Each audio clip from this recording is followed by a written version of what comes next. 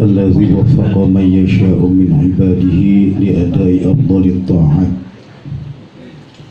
واكتساب أكمل السعادات. أشهد أن لا إله إلا الله المتصف بجميع الكمالات، وأشهد أن سيدنا محمدا عبده ورسوله أفضل المخلوقات، صلى الله عليه وسلم وعلى آله وصحبه الأنجم النيرات، صلاة وسلاما دائمين متلازمين ما دامت الأرض والسماوات. أما بعد. Yang saya hormati para alim ulama, para ustadz, para guru, para tokoh masyarakat yang tadi sudah disebut satu persatu, namun tidak mengurangi rasa hormat dan taklim saya. Kalau disebutin lagi atu-atu sama juga ngabsen. Tapi mudah-mudahan yang hadir di sini semua dalam keadaan sehat walafiat, berkah hidupnya. Mudah-mudahan pulang dari sini yang susah jadi senang, yang lapar jadi kenyang, yang merengut jadi senyum. Kalau pulang dari sini masih merengut aja, itu namanya haulnya kagak berkah. Kalau pulang dari sini perut masih lapar aja, namanya haulnya kurang berkah. Siapa yang ngomong itu? Kita bersyukur kepada Allah Subhanahu wa Ta'ala malam ini bisa memenuhi undangan keluarga besar Kong Haji Syawal bin Kumpi Haji Rofi'i. Saya setiap kali hadir di sini ingat ketika saya masih berumur 5 tahun, 6 tahun, 7 tahun. Ini kenang-kenangan rumahnya. Kalau melihat rumah ini kayak rumah G30S yang di Lubang Buaya. Ini potongannya nih. Ya. Saya diajak lebaran sama almarhumlah kemarin.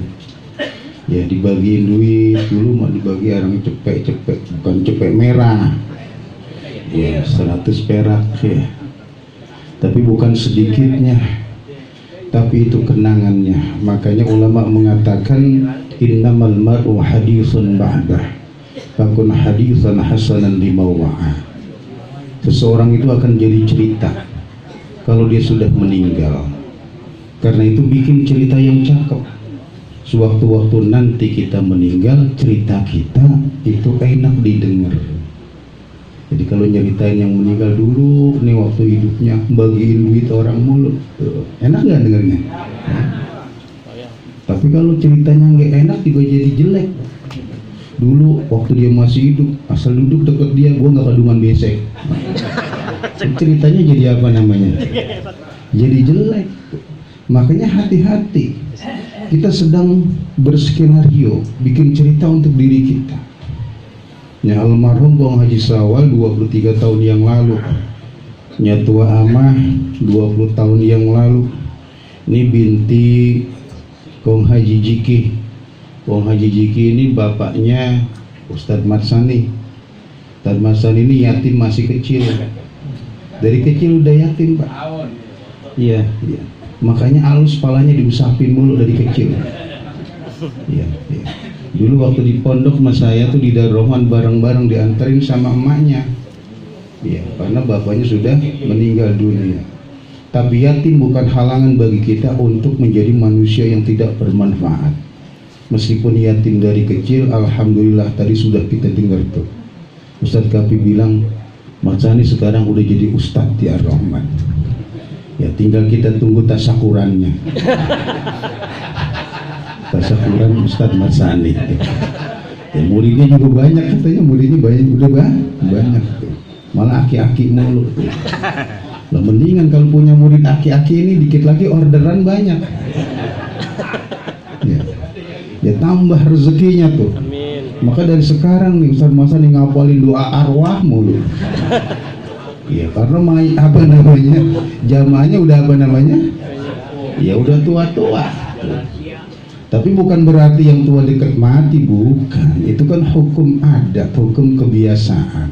Hukum ada dua, ada hukum adat, ya ada hukum Allah. Kalau hukum adat yang muda matinya belakangan. Itu hukum ada. Kenapa? Karena yang tua, yang muda bisa tua. Tapi kalau yang tua, ya bisa muda nggak kira-kira? Kagak bisa. Meskipun diganti semua onderdilnya, gigi dicabut-cabutin, diganti itu giginya semua, nggak bakal bisa. Makanya ada hukum adat, ada hukum Allah. Nah, kita sekarang ini hadir dalam rangka haul Kong Haji Syawal, Nyatu Haja Amah, dan Siti Rofiah, ya, binti Kong Haji Syawal. Ini dulu saya manggilnya Mpok nih, Mpok Cing Haji Rofiah. Cing Rofiah ini dulu TU di Nurul Falah, jadi tata usaha. Ya, kemudian beliau diambil oleh Allah Subhanahu wa Ta'ala. Sekarang bertiganya ini udah pindah ke alam barzakh. Tinggal kita yang masih hidup di dunia, lambat laun kita juga akan nyusul. Ini pegang pegang ini aja pegel ya. Jadi kalau bicara kematian namanya hal bicara kematian. Saya ingat cerita Siti Aisyah radhiyallahu taala anha. Ini salah seorang istri Nabi, satu-satunya istri Nabi yang perawan Siti Aisyah. Yang lainnya itu rondo KB. Apa rondo KB? Janda semua. Bahkan Siti Khadijah itu udah janda 40 tahun. Ya, Nabi kita 25 tahun perjaka. Jadi kalau ngikutin sunnah Rasul, cari yang apa? Ya. Tapi ngikutin sunnah Rasul, cari janda yang kaya. Karena Siti Khadijah itu orang kaya, Pak. Makanya kalau ada orang nyari orang kaya, itu ngikutin sunnah Rasul. Tuh. Paham ini? Ada yang ngajak, wah, ngapa nggak dari dulu diajarin? Ya, baru gini hari dikasih tahu. Ya, Siti Khadijah itu janda tapi juga seorang pengusaha, wanita yang sukses di dalam berusaha. Bahkan Nabi kita itu kemudian ya dilamar oleh Siti Khadijah karena pernah jadi apa istilahnya tuh, pesuruhnya anak buahnya Siti Khadijah, disuruh bawa dagangan. Kalau Nabi yang dagangin untungnya banyak, kalau di yang lain untungnya dikit, bahkan kadang-kadang tekor.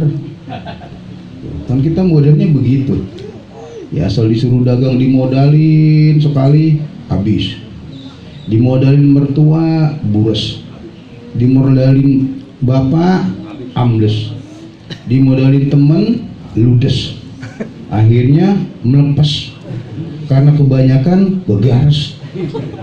Dagang ya dagang rokok, dagangnya 2 pak, rokoknya sehari 3 bungkus.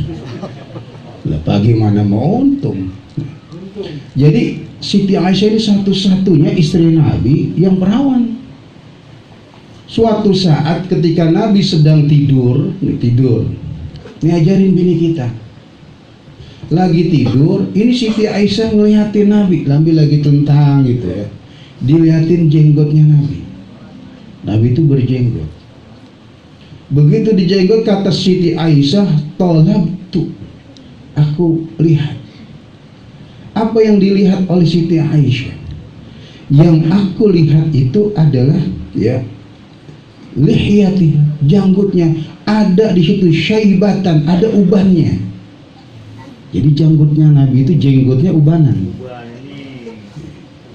Dihitung sama Siti Aisyah, itu namanya istri, diperhatiin ada berapa jenggotnya Rasulullah. Pernah bini kita ngitungin jenggot kita? Nyabutin dia. Hah? Nyabutin. Yang sering dompet kita mulu.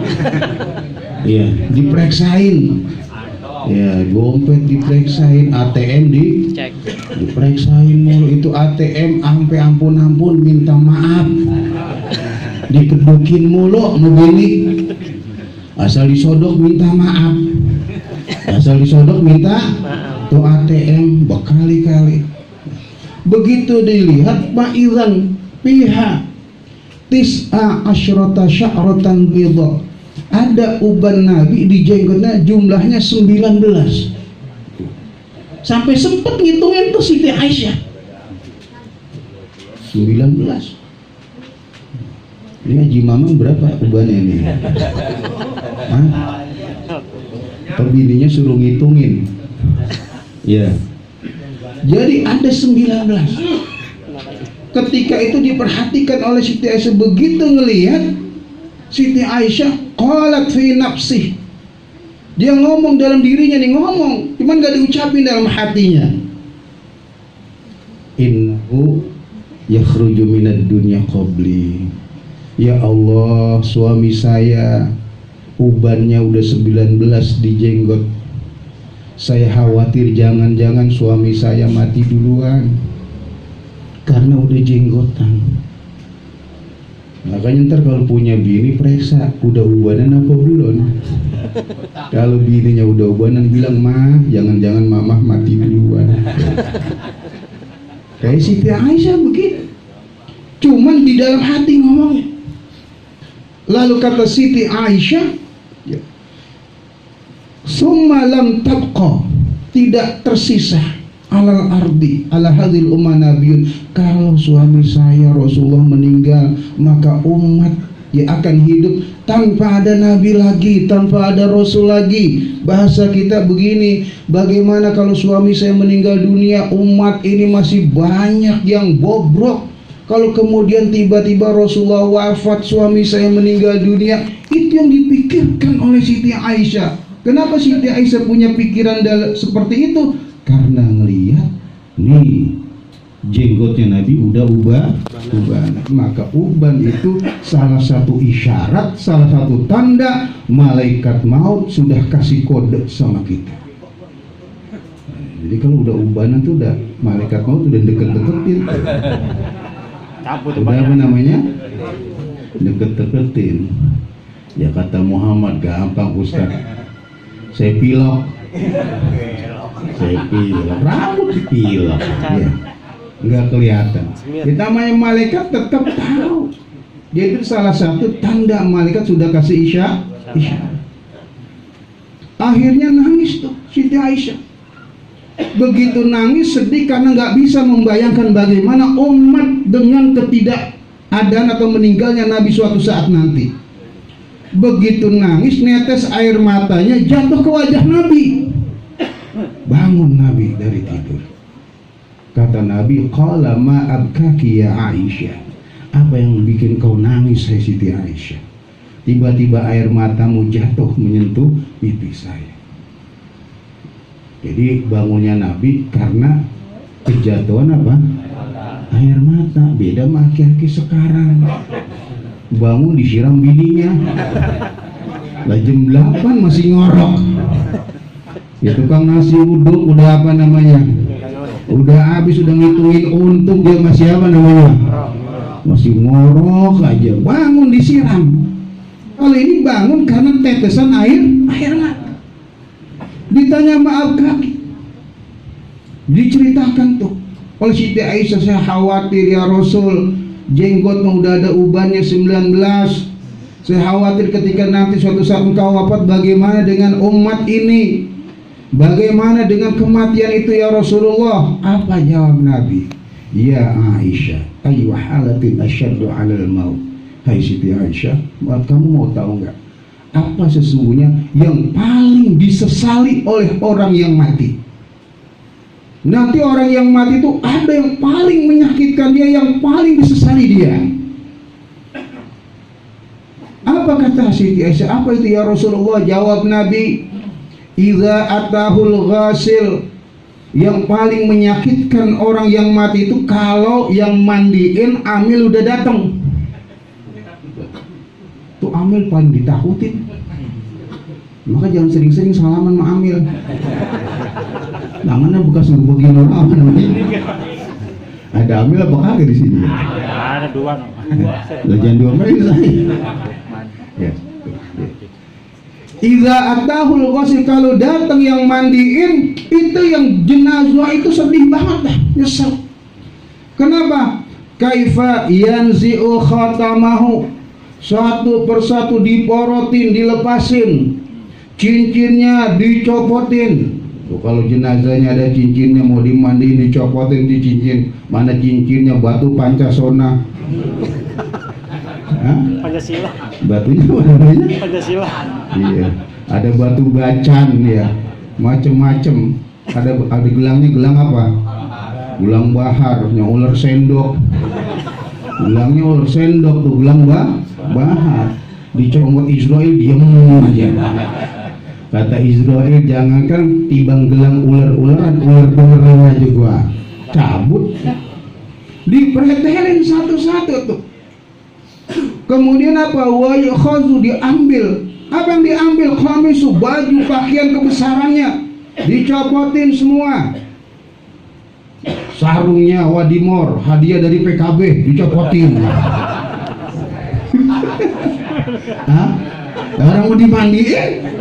Ya, mau dari PKB kek ya, mau dari PKK kek ya, tuh ya, dicopotin. BHS-nya dicopotin. Celananya, celana kodok, celana ini dicopotin nggak? Dicopotin semua. Bahkan kemudian yunza'u imamatuh, tuh sorbannya, pecinya, topinya, kan beda-beda. Kalau lagi mau sholat pakai peci, ya. Kalau lagi mau mancing pakai apa? Pakai pet. Kalau nggak pakai tudung yang lebar begitu tuh. Itu sekalian buat naruh ikan sepat. Ya kalau kekurangan pasti pakai tudung yang apa tuh? Ya. Semuanya dicabutin, dicopot-copotin. Disitulah mayit itu baru berasa betapa tidak ada harganya dunia ini. Selama ini kami kumpulin di kekayaan, cincin, pakaian, perhiasan, ternyata dengan gampangnya itu ambil, main copot-copotin aja. Kenapa? Karena kematian. Jadi kematian membuat orang yang tadinya punya menjadi kagak punya, yang tadinya merasa memiliki menjadi tidak memiliki. Semuanya dicopot-copot. Sedih banget. Tahu begitu ya, katanya yang punya cincin Pancasona nih, udah ditawar tuh 2,5 M. Cuman yang nawar nggak balik-balik. Yang nawar nggak apa namanya, balik-balik, ditawar doang. Tahu begitu gue jual, gue sedekahin. Ya gue kasih anak yatim, gue kasih fakir miskin, kasih ke masjid, ke musola, ke madrasah, ke majelis taklim, beliin kitab ustad. Kalau beliin kitab ustad enak, asal ustad jam 2 malam lagi baca, kita dapat pahala. Cuman jarang yang begitu, ya jarang, karena ustadnya jarang yang baca kitab. Ustadnya mancing dulu.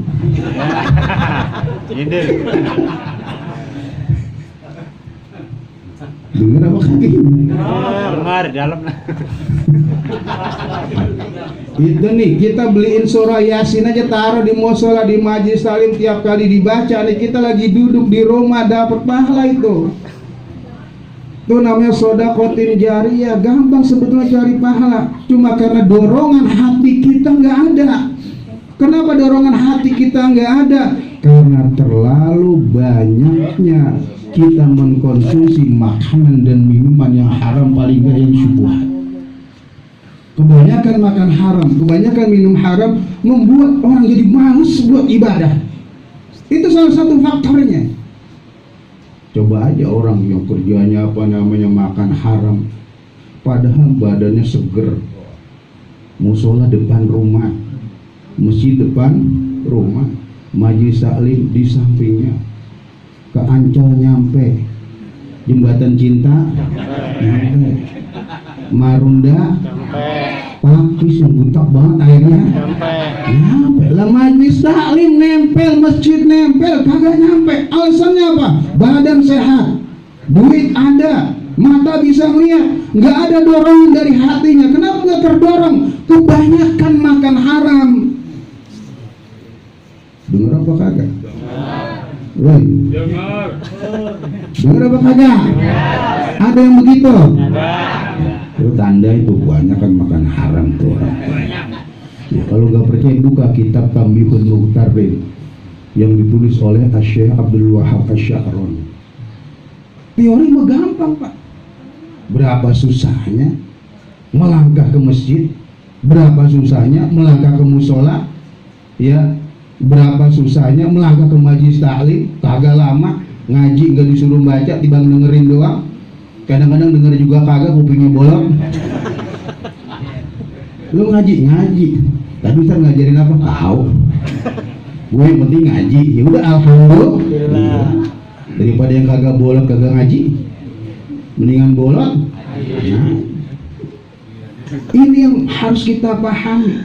Termasuk kita hadir ke majlis-majlis seperti ini, kelihatannya sederhana, tapi yang mendorong adalah hati kita. Makanya di dalam surah Al-Fatihah, orang tidak bisa lurus, tidak bisa istiqamah. Kenapa tidak bisa iqamah? Tidak bisa mendapatkan hidayah.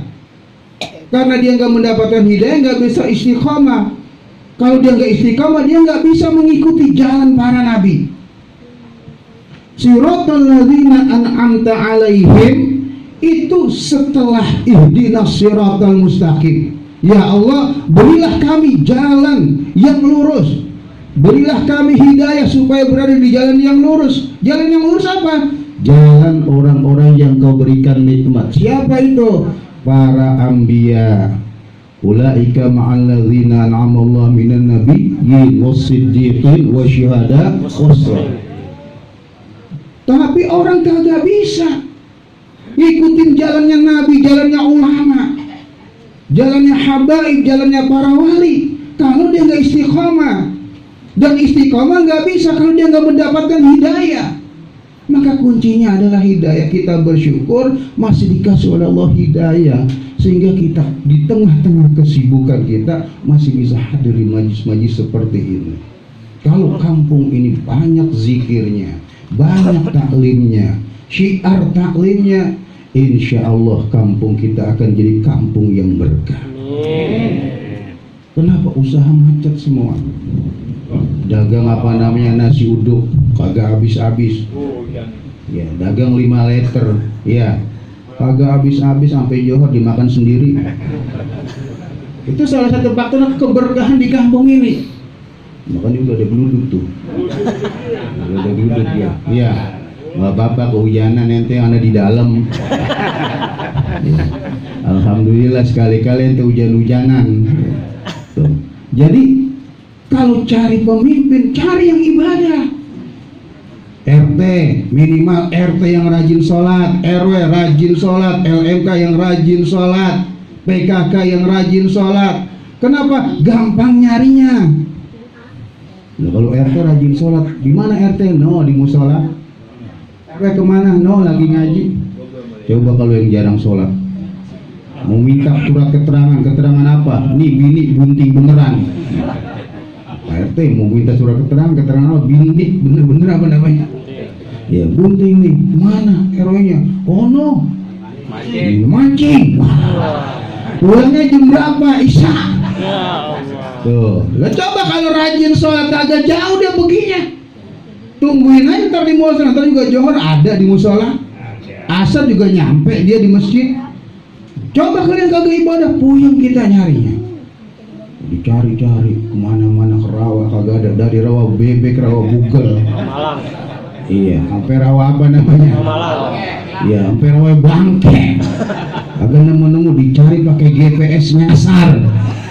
Akhirnya nyampenya ke rawa bugel. Malang. Iya, ya ujung-ujungnya rawa Malang. Tuh ada yang nyengir, ada disebutnya rawa Malang, ada yang bilang banget. Ya, ada penghuninya di sini. Alhamdulillah min zalik. Ini udah disebut rawa Malang. Kabir, alhamdulillah min zalik. Jadi ini pilih tuh, karena Al-Quran sudah menjamin, Allah sudah menjanjikan, walau anna ahlal qura amanu wattaqau la fatahna alaihim barakatim minas sama'i wal ard. Seandainya penduduk satu kampung, satu negeri beriman dan bertakwa, kami buka keberkahan. Kalau RT-nya rajin ibadah, enak insya Allah. Warganya ngapain aja enak. Dagang lontong 5 habis. Dagang nasi uduk seleter Habis. habis. Punya kagak. Hah? Dagang cilok ya 5 tusuk habis. Sate ayam 7 tusuk berkah nggak kira-kira? Daripada 7 tusuk kagak bisa habis dikatain tetangga udah 7 tusuk kagak apa namanya habis. Cari, yakin itu rezeki itu Allah yang ngatur. Gaji perusahaan, gaji bos. Kalau rezeki Allah. Kalau rezeki dari kerja, yang kerjanya banyak kan duitnya banyak kan. Ada orang yang kerja dari gelap sampai gelap baru pulang. Ada nggak kira-kira? Ada. Apa yang gak kena tetangga? Hitam. Orang berangkat pulang itu untung cowok, yang ngeri perempuan berangkat gelap pulang lama-lama jadi apa? Jadi kuntilanak. Cari pemimpin begitu Pak. Jadi nyari pemimpin yang kira-kira nguntungin kita, bikin kampung ini berkah. Kita usaha enak. Kalau sekarang kita usaha apa aja macet, jangan salahin apa namanya? Jangan salahin Allah, salahin kita. Karena nyari pemimpin selagu-lagunya aja. Pemimpin yang kagak doyan ibadah, akhirnya kita kena imbasnya. Segala tukang mabuk jadi RT. Udah minta keterangan kematian dikasih surat tanda lahir. Yang salah siapa? Ngapa tukang mabuk jadi apa namanya? RT. Loh, kok ini surat keterangan lahir kan minta surat keterangan apa namanya? Kematian lah, orang lagi mabuk. Tuh, lagi oleng. Makanya inilah yang perlu perhatikan. Walau anna ahlul qura amanu wattaqau la fatahna alaihim barakatim minas samai wal ardh. Insyaallah keberkahan. Ini musim pemilu. Dikit lagi 2004, jangan pada berantem. Jangan pada apa namanya? Ini tim sukses Partai Gelora, tim sukses PKS, tim sukses PKB, tim sukses Golkar, tim sukses Demokrat, pada berantem Pak. Lah anggotanya di sana pada salaman, pada tawa-tawa. Di bawah pada apa? Pada nggak usah ribut, emang sama-sama nyari duit. Yang tim sukses kan yang dicari apa? Duit. Pakai malu-malu ngomong lagi. Emang nyari apa jadi tim sukses? Duit. Dia nyari duit, udahlah sama-sama nyari duit. Dia sesama tim sukses dilarang saling apa? Mendahului gitu aja. Ya kalau supir bis kota. Ya dulu PPD ya Mayasari ada tulisan ya, sesama bis kota dilarang saling mendahului. Ya ini juga begitu, sesama tim sukses dilarang saling apa? Iya, saling mendahului gitu, masing-masing punya apa namanya? Ya punya konstituennya supaya kita nggak ribut mulu. Kalau kita ribut mulu antar umat Islam, yang untung non muslim, yang untung ateis, orang-orang PKI. Seneng dia, kita diadu-adu, naudzubillah. Jadi itulah kembali kepada persoalan meninggal. Jadi kalau udah dimandiin tuh kita nyesel banget. Tahu begini ngapain gue simpen emas, dicopotin semua. Nanti begitu udah dikafanin, selesai dikafanin nih, disolatin. Begitu disolatin, kemudian dia apa dikubur. Setelah dikubur nyesel lagi Pak. Nyeselnya bagaimana? Mesen nih. Ya jamaati taraktu zaujati armalah wa auladi aitama. Wahai keluargaku, kawanku, teman-temanku, ingat saya meninggal ini masih punya istri. Istri saya sekarang jadi janda, punya anak saya jadi yatim. Wala tu'dhuhum, jangan disakitin istri saya, anak-anak saya, rawatin, urusin. Makanya nih sekarang banyak RT yang nyantunin janda. Banyak. Yang nyantunin apa? Janda. Siapa yang mati itu? Oh si Anu. Oh ada bininya, ada janda disuruh nyantunin. Ya. Maksudnya janda yang membutuhkan pertolongan. Kalau janda yang mampu kayak Ayu Ting Ting, lah Ayu Ting Ting mau disantunin, lah terbalik. Janda yang udah nggak kuat jalan, kalau pengen masuk surga nih, janda yang udah gempor yang nggak kuat jalan, yang tinggal nyuapin tuh nikahin.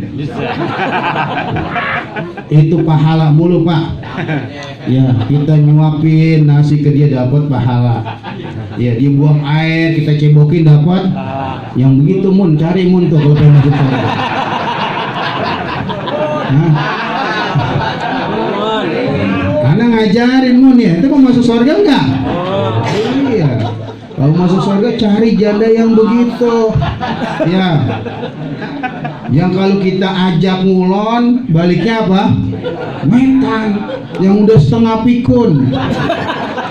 Kita rawatin, pahalanya besar mun.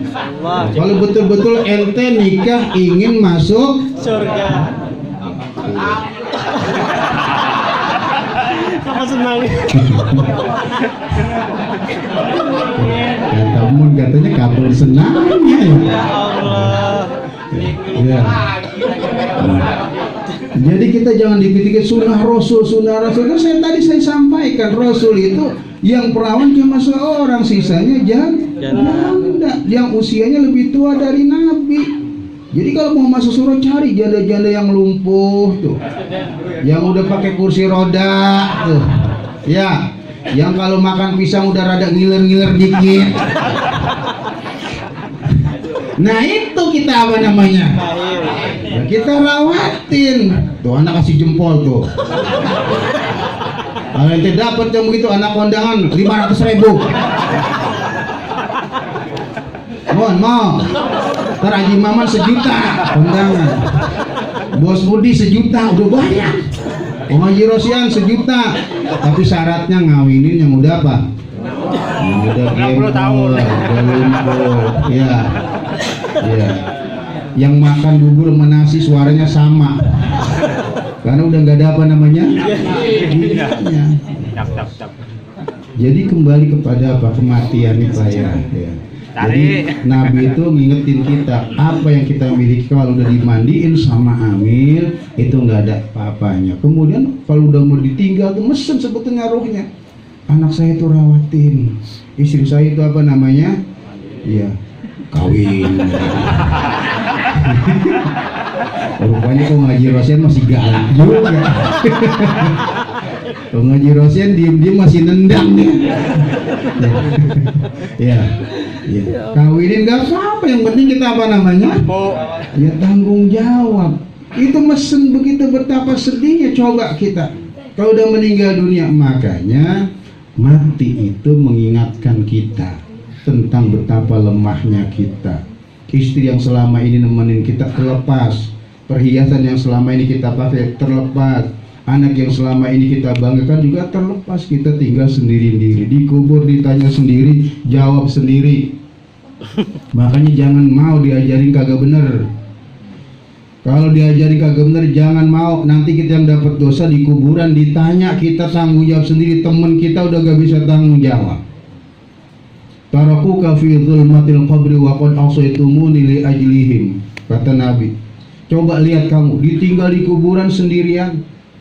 Sementara dulu kamu gak mau ibadah gara-gara ngikutin temen. Tadinya rajin sholat ngikutin temen kagak sholat. Sekarang giliran kamu mati, kawan kamu, temen kamu udah pergi. Begitu ditinggal, ya apa namanya, dipendam, pulang temen kamu. Begitu pulang ngapain? Lupa udah.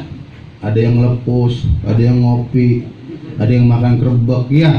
Masa diingetin mulu? Paling segitu doang udah ingetnya. Nah mudah-mudahan udah duduk lagi.